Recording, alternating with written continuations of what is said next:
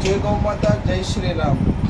आज अमावस तारीख 17/1/2026 रोज एक તિથલ રોડ ગૌધામ ગ્રામીણ ફાઉન્ડેશન સંસ્થાના જ્યાં અત્યારે આપણને એક ગાડી ઘાસની દાનમાં આવેલી છે।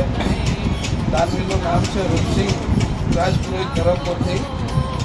તો એમને ખૂબ ખૂબ ધન્યવાદ। એવી જ રીતના માતાજીની સેવા કરતા રહો। ગૌ માતાનો આશીર્વાદ હંમેશા આપણા પરિવાર પર બની રહે। જય ગૌ માતા।